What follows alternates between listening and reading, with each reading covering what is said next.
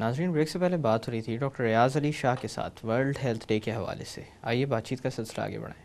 Doctor صاحب، جیسا کہ ہم بات کر رہے تھے عمر کے درمیانی حصے کی، جس کے اندر انسان چاہے تو اپنی صحت کا خیال رکھ سکتا ہے، جو اس کے آنے والی عمر یا عمر کی انتہا کو بہتر بناتی ہے اور طویل بھی کرتی ہے. اسی حوالے سے میں آپ سے پوچھنا چاہوں گا کہ عموماً نوجوان لوگوں میں یا وہ لوگ جو کہ کام کر رہے ہوتے ہیں، ان کے اندر بہت زیادہ لاپرواہی بھی پائی جاتی ہے. فار ایگزامپل، کھانا وقت پر نہ کھانا، اسی طرح سے نیند کا فقدان کہ 2 دن تک، یا شفٹ چینج ہوئی تو 1-2 دن تک جاگنا ایک عام بات ہے. اس حوالے سے میں پوچھنا چاہوں گا کہ یہ چیزیں، ان کے بارے میں بھی یہی کہا جاتا ہے کہ اس وقت ان کے نتائج سامنے نہیں آتے. عمر کی انتہا پر ان کی وجہ سے کس طرح کی پرابلمس فیس کرنی پڑ سکتی ہیں انسان کو؟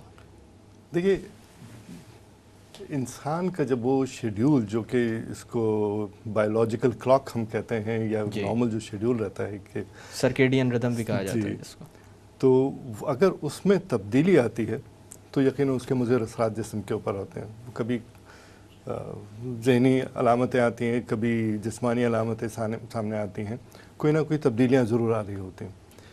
اچھا، جس طرح سے ارلی لائف میں ہم جیسے خواتین میں کہیں گے آسٹیوپروسس ہوتا ہے لیٹ لائف میں، اگر ہم جلدی میں خواتین کی ارلی ایج میں اگر ان کو کیلشیم سپلیمنٹس وغیرہ وہ دے دیے جاتے ہیں تو یا وہ دودھ کا استعمال رکھیں یا ڈیری پروڈکٹس کو، تو جو چیزیں ان کے جسم میں ایک سٹورز بن گئی ہیں تو وہ دیر تک کام آتی ہیں. ٹھیک ہے، آپ نے ارشاد فرمایا جو یہ ان کی جو روزانہ کی جو تبدیلیاں آ رہی ہیں ان کے کام کاج کی وجہ سے یا ان کی لاپرواہی کی وجہ سے، تو میں تو یہ کہوں گا کہ پہلے تو ان کا تدارک کیا جائے اور اس کو اتنا طویل نہ ہونے دیا جائے یا کہ وہ کسی برے اثرات ان کے اوپر ظاہر ہو سکیں. اچھا ڈاکٹر صاحب، اسی طرح سے کچھ دائمی امراض بھی ہیں جن میں قابل ذکر بلڈ پریشر اور ڈائبٹیز ہیں. ان دونوں چیزوں کے بارے میں کہا جاتا ہے کہ ان کا کنٹرول جتنا بہتر ہو، جی ہاں، آپ کی عمر کی انتہا اتنی بہتر ہو جاتی ہے. جی.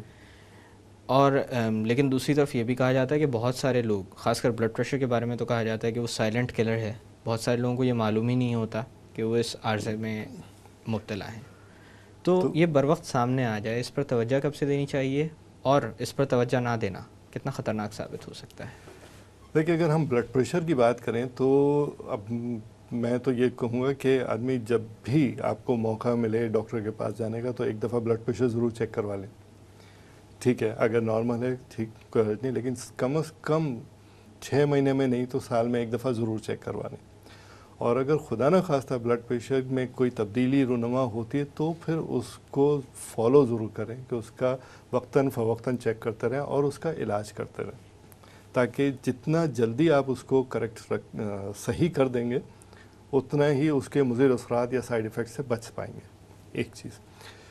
دوسری چیز یہ کہ اگر کسی بلڈ پریشر کو ہی اگر آپ ان کنٹرول چھوڑ دیں گے تو اس کے مختلف دوسرے اثرات بھی سامنے آتے ہیں. ان کی وجہ سے بہت ساری بیماریاں ہو سکتی ہیں. بعض چیزیں ایسی بھی ہوتی ہیں جو کہ جسے ہم کہتے ہیں irreversible، جو کہ واپس نہیں ہو پاتی. بعض ڈیمیجز ایسے ہوتے ہیں کہ جن کا کوئی مطلب علاج نہیں ہوتا ان کے بعد میں، تو ایسی بھی چیزیں سامنے آتی ہیں. تو میں یہ کہوں گا کہ جتنا جلد اس کا علاج کیا جائے اتنا ہی مناسب ہے.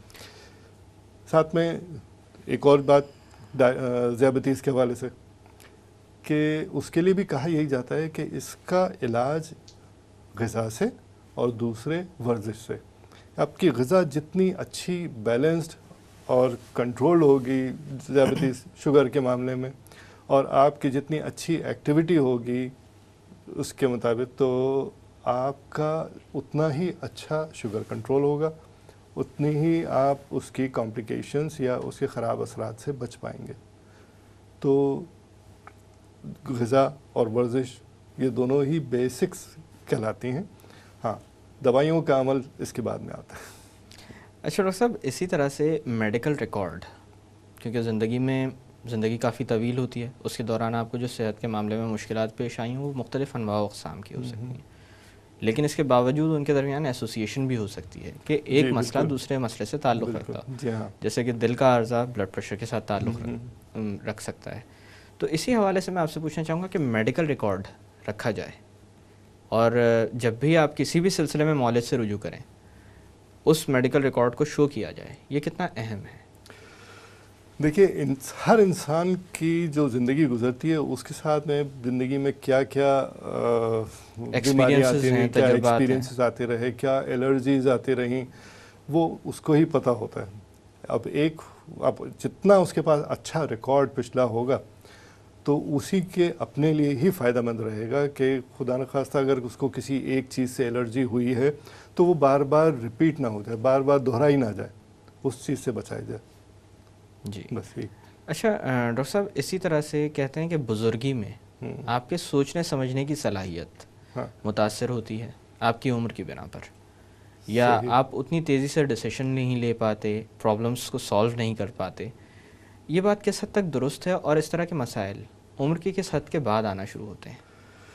دیکھیے یہ تو وہی جسے کہتے ہیں سینئر سٹیزن والے معاملات, کہ یہ عموماً جب آپ ایڈوانس ایج 60 بلکہ 70 برس کی عمر کے بعد میں اس قسم کے معاملات آنے شروع ہو جاتے ہیں کہ جب آدمی کی ذہنی صلاحیت کچھ تھوڑی سی کم ہونی شروع ہو جاتی ہے, یادداشت میں کمی آنے لگتی ہے, ڈیسیژن میکنگ میں ذرا سی کمی آنے لگتی ہے, تو تھوڑا سا وقت لگتا ہے ان کو کسی بات کو سمجھنے میں.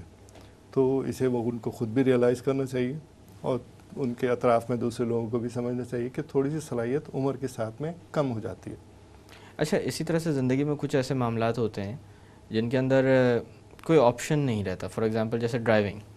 ہاں ٹھیک ہے, تو ان چیزیں, یہ اس طرح کی صلاحیتیں بھی آپ کی, ڈرائیونگ ہو گئی یا سوئمنگ وغیرہ جو لوگ کرتے ہیں, ان کے اندر ان کی یہ صلاحیتیں بھی افیکٹ ہو سکتی ہیں؟ جی ہاں بالکل, اس لیے کہ وہ بہت ساری چیزیں ایسی ہوتی ہیں کہ آپ کو موقع پر ہی ڈیسیژن لینا ہوتا ہے. ہم تو یہاں تک کرتے ہیں کہ ایسی دوائیاں بھی ان لوگوں کو نہیں دیتے جن کو کہ ایسے ڈرائیو کرنا ہے, لانگ ڈرائیو پہ جانا ہے, تو دوائیاں ادویات وغیرہ نہیں دی جاتی. جی, ایسی چیزیں نہیں دی جاتی جس پہ ان کی سوچنے کی صلاحیت میں تھوڑی سی کمی آئے. جی, تو یہ تو احتیاط ہر وقت کی جاتی ہے. ڈاکٹر صاحب یہاں پہ تھوڑی دیر کے لیے باتوں کا سلسلہ روکتے ہیں. ناظرین, وقت ہوا ایک چھوٹی سی کمرشل بریک کا. بریک سے واپس آ کر ورلڈ ہیلتھ ڈے کے حوالے سے مزید بات کی جائے گی. Stay with us.